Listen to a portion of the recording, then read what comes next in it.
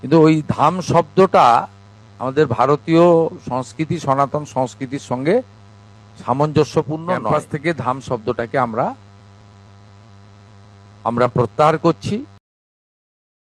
কিন্তু ওই ধাম শব্দটা আমাদের ভারতীয় সংস্কৃতি, সনাতন সংস্কৃতির সঙ্গে সামঞ্জস্যপূর্ণ নয়। এটা নিয়ে বিতর্ক অনেক আগেই ছিল। আমরা মাননীয় উড়িষ্যার মুখ্যমন্ত্রীর এই যে প্রস্তাব, তাকে গ্রহণ করে ওই ক্যাম্পাস থেকে ধাম শব্দটাকে আমরা প্রত্যাহার করছি, সরিয়ে দিচ্ছি। পুরো কমপ্লেক্সটার নামই হবে শ্রী শ্রী জগন্নাথ সাংস্কৃতিক কেন্দ্র। যেহেতু ওটাতেই ক্যাবিনেট অ্যাপ্রুভ্যাল রয়েছে, হিটকোর টেন্ডার রয়েছে, সরকারি অর্থ রয়েছে, আর যেখানে ঠাকুরের পুজো পাঠ হয় সেই স্থাপত্য সেটা মন্দির নামেই পরিচিত হবে, শ্রী জগন্নাথ দেব মন্দির হিসেবে। এবং সম্পূর্ণ পূজা পাঠ আমাদের সনাতন সংস্কৃতি, ভারতীয় সংস্কৃতি এবং প্রভু জগন্নাথ দেবের পূজা পাঠের যে পরম্পরা রয়েছে আমাদের শাস্ত্রে, সেই মেনেই আমরা করব।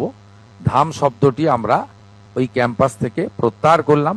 সবাই জানি কি যখন জগন্নাথ ধাম নামকরণ হয়েছিল, তো উড়িষ্যা সরকার থেকে ওখানকার চিফ মিনিস্টার উনি লেটার লিখেছিলেন, আর পুরীর থেকে অনেক পান্ডারা অবজেকশন করেছিল, উড়িষ্যার মানুষ অবজেকশন করেছিল যে ধাম ইউজ করা যাবে না, কেন কি 4টে ধাম হয়। তো আমরা জানি কি পুরী মন্দির শঙ্করাচার্য সম্প্রদায়কে ফলো করে, তো ওদের একটা সেন্টিমেন্ট ছিল ধামটা নিয়ে, মাননীয় মুখ্যমন্ত্রী ওটা অ্যাপ্রুভ করেছেন।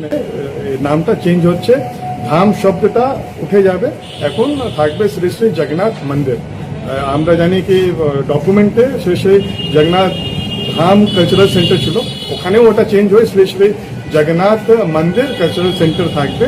আর কেন কি মন্দির তো আমরা যেখানে জগন্নাথ ধাম লেখা আছে ওই জায়গায় হয়ে যাবে জগন্নাথ মন্দির। যেরকম চলছিল ওইরকম চলবে।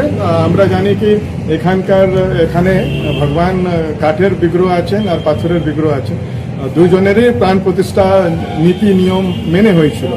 তো যে কাঠের যে বিগ্রহ আছেন ওদের জন্য আমরা কাঠের চুল্লোতে রান্না করে যেরকম পুরীতে হয় ওরকম ভোগ দেওয়া হয়।